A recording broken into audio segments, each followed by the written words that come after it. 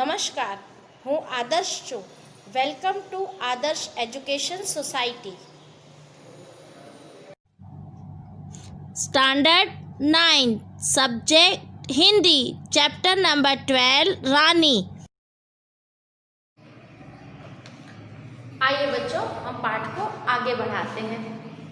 कहते हैं ना, बच्चों की इच्छाओं का अंत नहीं होता है, उनकी कल्पना शक्ति परे ही होती है. हम बार बार सोचते हैं कि वह कुछ छोटी क्यों ना हुई. अर्थात वो घोड़े के बारे में विचार कर रहे हैं कि जिस तरह रोजी और निकी कुत्ती, उसके पास कुत्ती और नेवला था, उसे वो अपने रूम में रख सकते थे. तो बच्चों को ऐसा लगता था कि यदि घोड़ी छोटी होती तो उसे भी अपने रूम में रखा जा सकता था. उसकी ऐसी कल्पना थी या उनका ऐसा मानना था. उसे भी कमरे में रख लेते. रानी को अपने कमरे में ले जाना संभव नहीं था. वह कार्य पूरी तरह से नहीं किया जा सकता क्योंकि उसकी हाइट लंबी थी. रोजी और निकी कुतिया और नेवला बिल्कुल छोटे होते हैं, वो आराम से कमरे के अंदर रह सकते हैं, परंतु रानी थी, वो घोड़ी थी, वह अंदर रह नहीं सकती थी. अतः उसकी दीवार के एक खुली अलमारी और कई आते ताक थे. उन्हीं में हमारा स्वेच्छाया विस्थापित और शरणार्थी खिलौनों के परिवार स्थापित होने लगा. अर्थात विस्थापित, स्वेच्छा यानी अपनी इच्छा से, विस्थापित यानी अपने स्थान से हटाया हुआ सामान है वगैरह जो है, वो सब के सब अलमारियों में अपने आप स्थापित होने लगा. स्थापित होना मतलब वहाँ पर रखने लगे. रानी की गर्दन में झूल झूल कर, उसके कान और आयल में फूल खोस कर और उसको बिस्कुट, मिठाई आदि खिलाकर थोड़े ही दिनों में हमने उससे ऐसी मैत्री कर ली कि हमें ना देखने पर वो अस्थिर होकर पैर पटकने और हिनहिनाने लगती थी. बच्चों, जानवरों में भी उतनी ही प्रेम होता है जितना हम मानवों में होता है. जानवर भी प्रेम के लिए तरसते हैं. और जब रानी और बच्चों में इतनी ज़्यादा दोस्ती हो गई, इतनी ज़्यादा मित्रता हो गई कि दोनों अब एक दूसरे के बिना नहीं रह पाते थे. कभी कभी जब रानी को बच्चे और रोजी निकी दिखाई नहीं देती थी तो वो जो अस्थिर मतलब वह विचलित हो जाती थी और इसके कारण वो अपने जोर जोर से पैर पटकने लगती थी कि बच्चे कहाँ गए हैं. फिर हमारी घुड़सवारी का कार्यक्रम आरंभ होना यानी शुरुआत होना. हमें घुड़सवारी यानी घोड़े पर सवारी करने की जो हमें सिखाना था उसकी शुरुआत हुई. मेरे और बहन के लिए सामान्य छोटी पर सुंदर जीन खरीदी गई. जीन यानी जो उस पर घोड़े पर जो डाली जाती है उसे क्या कहा जाता है? जीन कहा जाता है. वो खरीदी गई और भाई के लिए चमड़े के घेरे वाली जीन बनवाई गई जिसमें संतुलन होने पर भी गिरने का भय नहीं होता है. बाल मित्रों, आपने देखा होगा कि घोड़े पर बैठते समय उसके जीन होती है जिसे हम पकड़ते हैं और साथ साथ उसके नीचे पैर पर लटकने के लिए हमारे पैर लटके रहते हैं और उसमें फंसा दिए जाते हैं ताकि अगर हम घोड़ी बहुत तेज चले तो हमारे गिरने का कोई डर ना हो. तो इस तरह छोटे भाई बहनों के लिए किस तरह की जीन आई उस पर ताकि वो रखें और घोड़े की सवारी कर सके. बाहर के चबूतरे पर खड़े होकर हम बारी बारी से रानी पर आरूढ़ होते थे. आरूढ़ होता है यानी हम उस पर बैठना, उस पर सवार होते थे और छुट्टन साथ दौड़ता हुआ हमें घुमाता था.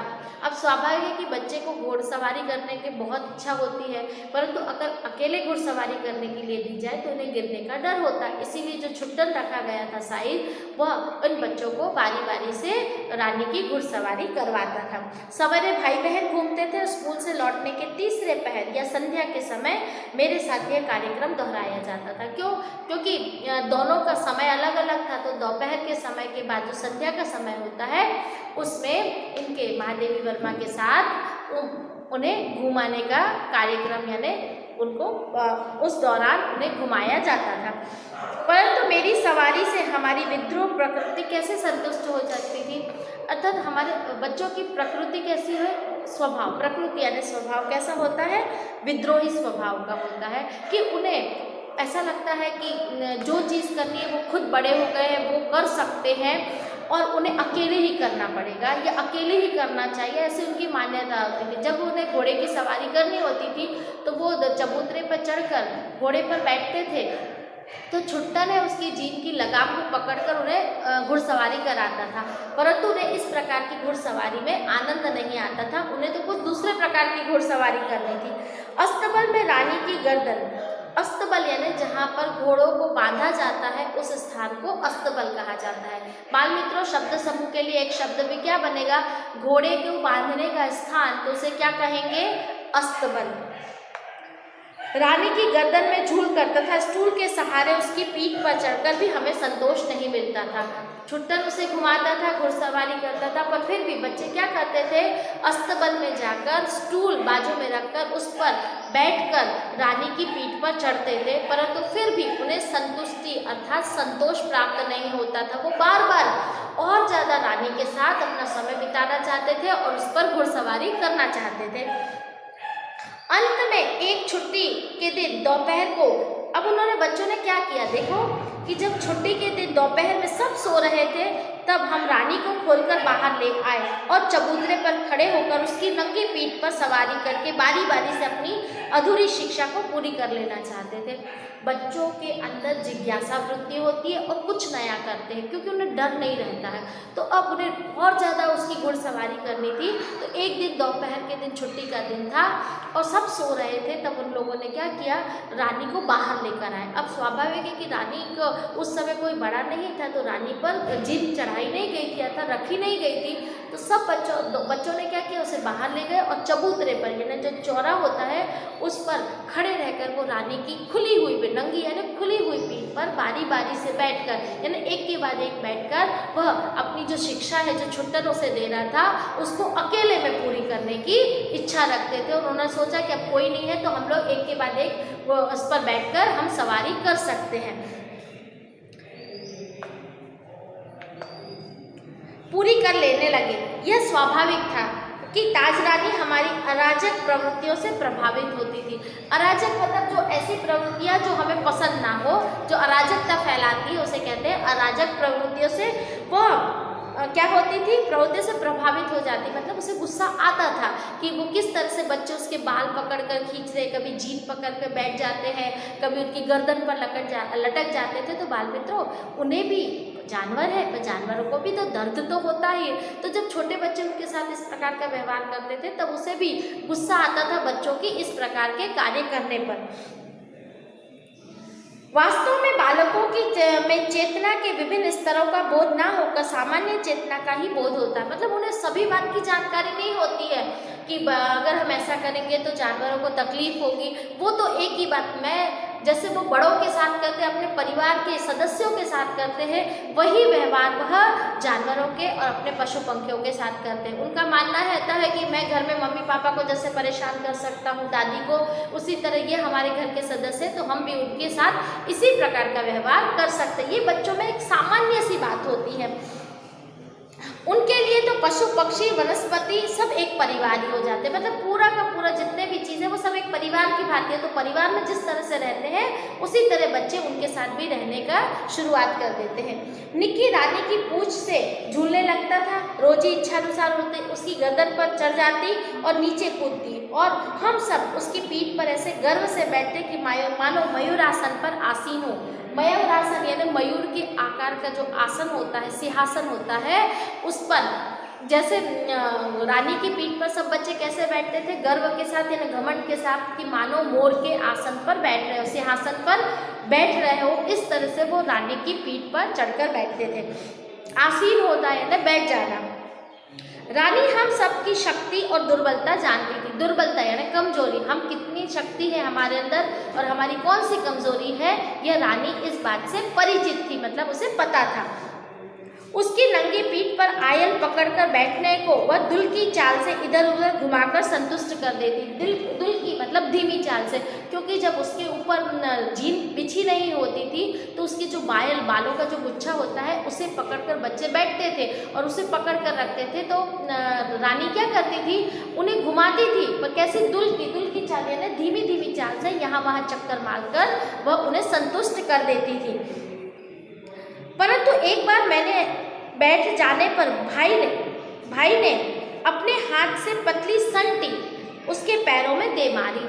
संटी यानी एक पतली छड़ी होती है घोड़े को चलाने के लिए, कंट्रोल करने के लिए, उसे चाबुक के तरह जैसा रहती है वैसी छड़ी मार दी। कब? जब वो बैठे और स्वाभाविक है कि जानवर होते हैं, जानवर से हम प्यार भरा व्यवहार करते हैं, परंतु कभी कभी जब हमारे द्वारा उन्हें चोट पहुंचाई जाती है तब उनके स्वाभिमान को भी ठेस लगती है। अब जैसे ही वो बैठे तो उसके भाई के द्वारा उसके पैर में संटी मतलब छोटी सी पतली छड़ी मारी गई, जिसके कारण अब देखो रानी ने क्या किया, पैरों में मार दी। चोट लगने की संभावना नहीं थी, परंतु उसने ना जाने उसका स्वाभिमान आहत हो गया। स्वाभिमान मतलब आत्मसम्मान और आहत हो जाना यानी घायल हो गया,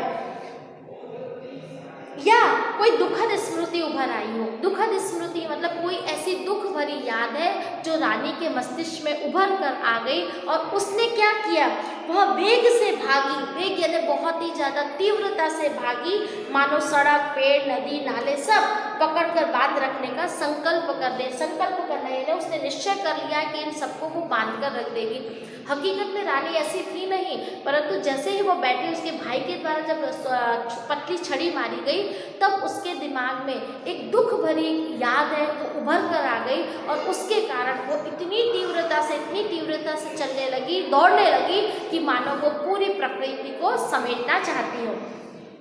कुछ दूर मैंने अपने आप को उड़न खटोले पर संभाला। उड़न खटोला मतलब उड़ने वाला जो होता है उसे उड़न खटोला कहते हैं। तो वो रानी की पीठ पर बैठा था तो इस तरह से कि मानो वो अभी गिर जाएगा, तो अच्छे तरीके से कसकर बैठकर उन्होंने अपने आप की स्थिति को संभाला, परंतु गिरना तो निश्चित था। मेरे गिरते ही रानी मानो अतीत से वर्तमान में लौट आई। इतनी वेग से इतनी तीव्रता से जा रही थी कि समझ में नहीं आ रहा था। तो गिरना तो निश्चित था, मतलब गिरेंगे ये बात यकीनन थी, परंतु जैसे ही वो गिरे तो जो रानी है वो अपने अतीत यानी भूतकाल से वर्तमान काल में आ गई और उसे अफसोस हुआ कि उसने इस बच्चे के साथ ऐसा क्यों हुआ, और उस प्रकार निश्चल खड़ी रही। निश्चल मतलब एकदम शांत बनकर खड़ी रही, जैसे पश्चाताप की प्रस्तर प्रतिमा हो। पश्चाताप यानी उसे पछतावा हो रहा हो और वो पत्थर की मूर्ति की भांति खड़ी खड़ी देख रही थी। साथियों की चीख पुकार से सब दौड़े और फिर बहुत दिनों तक मुझे बिछाने पर रहना पड़ा। अपनी कारीगिरी पर हमने जो रानी को खोलकर उस पर सवारी करने का जो साहस किया था, उस साहस के परिणाम स्वरूप उन्हें बिस्तर पकड़ना पड़ा। काफ़ी समय तक वह बिस्तर पर पड़े रहे। मेरे आंसू स्वस्थ होकर रानी के पास जाने पर वह ऐसी करुणा भरी पश्चाताप दृष्टि से मुझे देखकर हिनहिनाने लगी कि मेरे आंसू आ गए। रानी को अपनी गलती का एहसास हो गया कि क्यों और किस याद की, दुख भरी याद के कारण वो इतनी तीव्रता से भाग रही थी, जिसके कारण उसकी पीठ पर बैठने वाला बच्चा गिर गया और उसे चोट आई। जब वो सामने आया तो वो दुख भरी पश्चाताप यानी पछतावे भरी नज़र से उसे देख रही थी। यह देखकर सामने वाले बच्चे की आंख में भी आंसू आ गए। Thank you for joining us.